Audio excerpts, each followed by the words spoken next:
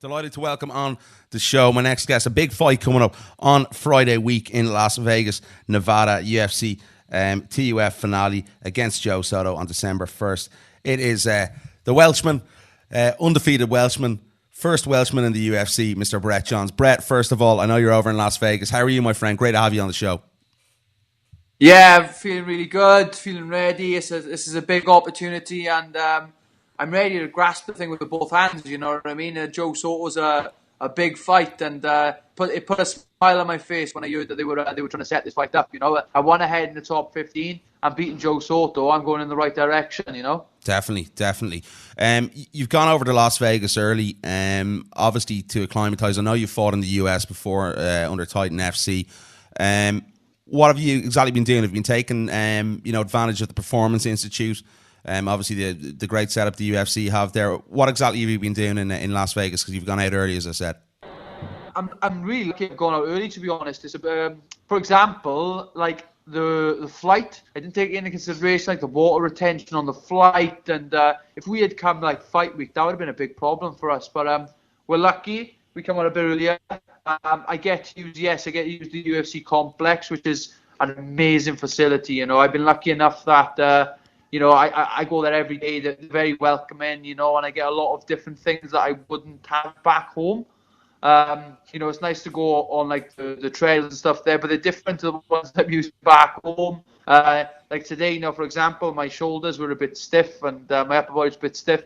So like you got a lovely woman called Heather who works like with the massage and stuff. She worked like the big team. She was like the Olympic team physio, and she's just like I said, it's amazing to have guys like that there. And that's what I'm talking about, the strength and conditioning coaches. Forrest Griffin's always there. He's doing bits and bobs, you know, and it's a nice facility, and you'd be silly to come out here and not use it, you know. Definitely. You mentioned that obviously the water retention, flying over and stuff like that. You had weight problems, well documented when you were at Titan FC. You seem to have got that under control now. What have you done in that process to get everything under control? Is it just a change in your lifestyle? It was a really big problem. It was, and I don't, looking back, I haven't changed much. Just my whole mindset to the whole weight cut thing, and like for example, like I went through a phase years ago doing hot baths. Didn't like doing hot baths. Took the last couple of pounds. Phase of not liking the sauna. Back to baths. But like I meant, it's like everything seems to be working. I thought, and then the last three times we made, the last two fights we made weight. The one in March I was meant to fight Ian Entwistle. I made the weight then as well. Just trying to follow the same schedule, but obviously we had the flight problem. But like I said, that's just a bit. That's a stone that we've gone over now. You know, the weight there is looking really good actually. So it's just following the same structure as the last couple of times. You know, I know your body changes, and I think my body's still yet to mature properly. Yeah. You know, I still think there could be changes there. And for example, like it's nice because from years ago when I was still an amateur, I never see a six pack in my life, you know what I mean? And then like now I'm cutting to like 135 or 136, and I got abs, like, you know. So I know whatever I've done and whatever I'm doing is right. You know that the weight cutting game is a mental fight with yourself, you know what I mean? And I'm over it really, you know. Definitely good stuff. You're obviously a very proud Welshman. It goes by saying there you have your football top on, the Welsh top. How's it been? Do you feel as though maybe there's a bit of pressure on you to represent Wales? Being the first Welshman in the UFC. There's sort of obviously a lot of guys coming through at the moment. We've Jack Marshman obviously in there. We've the likes of Jack Shore coming through. We've other guys like that really making impressions for Welsh mixed martial arts. Do you feel that pressure to maybe be the one to lead the charge? Yeah, you know, when I started this game, it was always to try and be the first. Let's go to fight in the UFC. That was the aim of the game. Like I said, you know, I represent the game. There's three of us there at the minute, and like you said earlier, there's Jack Shaw, Josh Reed fell a bit short with Nathaniel Wood, but like he's definitely one that will get there in the future.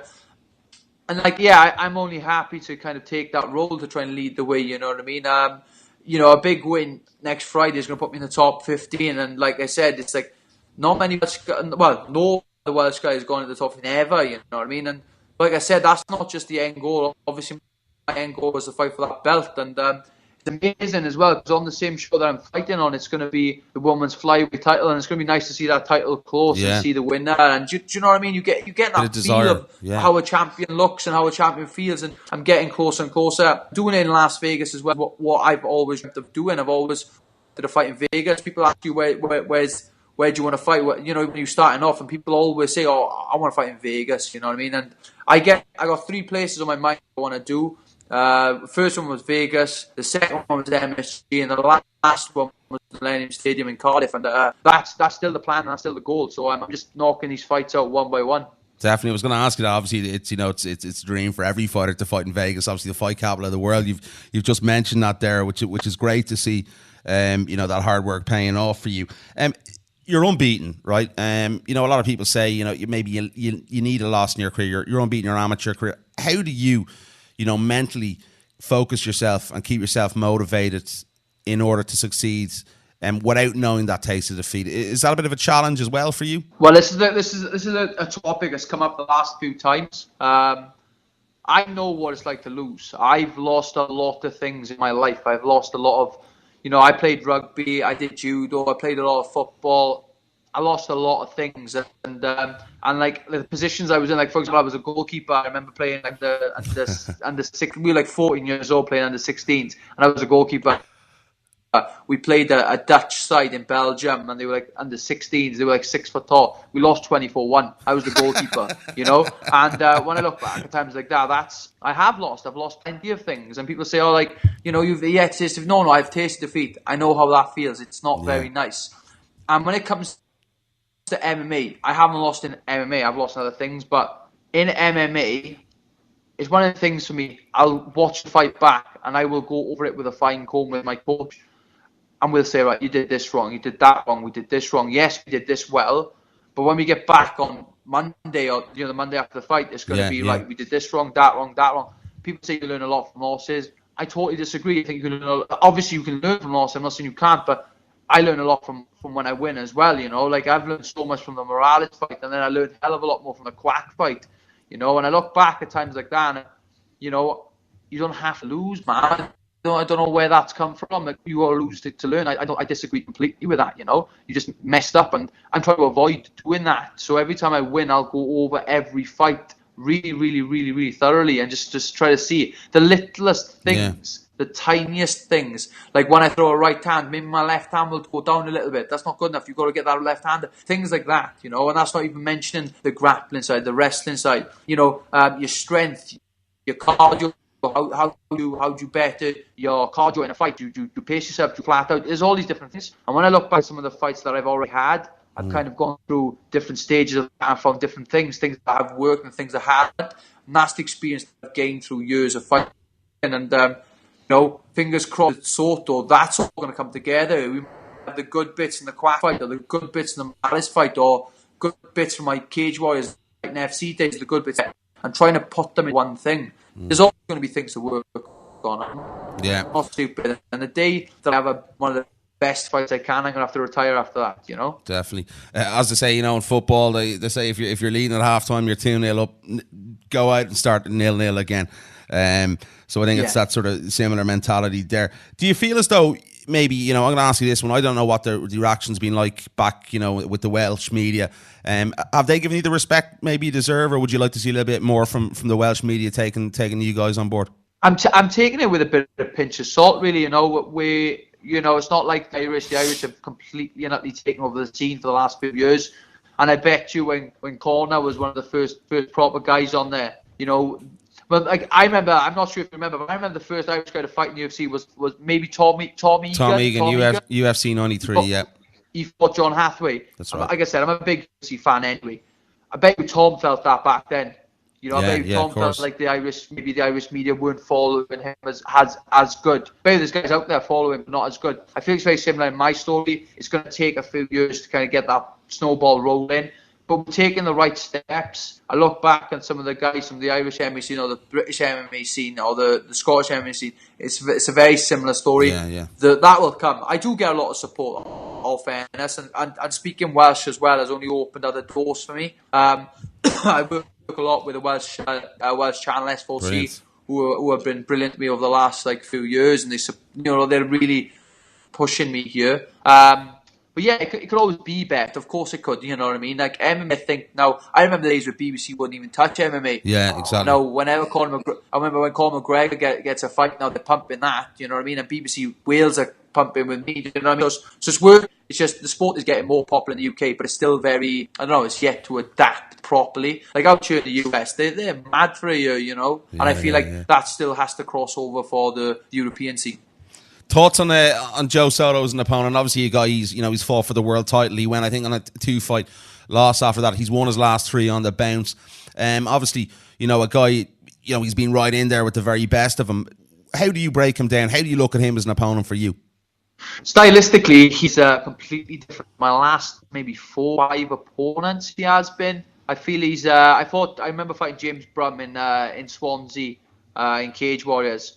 And I feel like he's very similar to James Brum. Brum was a very short, stocky opponent, good wrestling pace, good stand-up. And I think Joe's very similar to Brum. After that, I fought Watson, who was a tall jiu-jitsu guy. I fought Gutierrez, who was a tall striker. I fought Kwano Kwak, who was a kicker. And then I fought Morales, who's a boxer. So I've gone back to that sort of like the grappler, as to say, And he's a good opponent. There's not been a lot of trash talking. I don't feel like I can... get into his head, then put it that way. The guy took a world title fight on 30 hours notice and fought the best guy in the world. I'm not going to disrespect that, But no, it's going to be a tough fight. I know it's going to be a tough fight. Physically, I prepared for a 15-minute fight, but more importantly, mentally, I prepared for that 15-minute fight where it's going to be tough. Yeah. He'll bring that pressure. I've watched him with his last 3 opponents. He's fought the guys like Haniaya, who's a very respectable bantamweight, who's in the top 14 there. Very good guy, and he dominated him. So, like I said, I feel personally that out of all the guys he's fought, the last 3 guys he's fought, that I'm fitter than all of them. You know what I mean? All due respect to every single one of them. He fought Chris Beale. He also fought Marco Beltran. Like these guys, they're good guys, very good athletes, but I don't think they're as fit as me and bring the fight like I do. It's going to be a good fight, and I'm interested. One thing I could say about Soto as a weakness would maybe be his chin. But at the end of the day, I'm not going to be one of them guys saying, that's all I have to do is land one punch. Like 18 other guys have said that about him, and then they've all lost, you know what I mean? So, but that's initially what I have to do is land one on his chin, the proper shot, But he can take a good shot, it's just got to land right. And it's going to be a good fight, and I'm very excited to get that done. It's going to be a tough one. I know it's going to be a tough one, and that's all I've got in my head. In my head, there's 2-way scores. One is decision, or one is a 30-second fight. And but I'm prepared for the latter, the 30-second fight. I don't care if it happens, but I don't care. Do you think possibly American guys, they look at obviously guys over this side of the pond, and we saw the record you broke. I think it was in the Kwano Kwak fight. You got 11 takedowns in the first round. I think it was a UFC WEC record. Your grappling skills and obviously your wrestling skills. Do you think maybe they overlook that? They underestimate that side of your game? I think that for this fight, definitely. I think so because of he's fought on high level grappling shows. He fought on EBI. And people see that. People watch that. I don't grapple much. I don't go to many grappling competitions. My last grappling competition was the British in 2015. I went up 2 belts just to fight some half decent opponents, you know what I mean? And the boys I fought were full-time jiu-jitsu experts, But nobody will see me grappling because I don't grapple much in tournaments. I grapple every single day of my life, you know what I mean? But I think people especially the American mentality of it, it's like these guys can wrestle and they think, well, the Brits can't wrestle, you know what I mean? But I come from a wrestling sort of background. I did judo, and if you watch my years ago when I was 4 or 5 years old, the way I used to fight, it used to be a very wrestling-based judo style. I've always had that wrestling experience there. It's just it wasn't in freestyle wrestling, it wasn't in American wrestling, And I think it's going to be overlooked, but I think people are going to have a shock. I've really pushed myself. People say this camp has been amazing. This camp has been.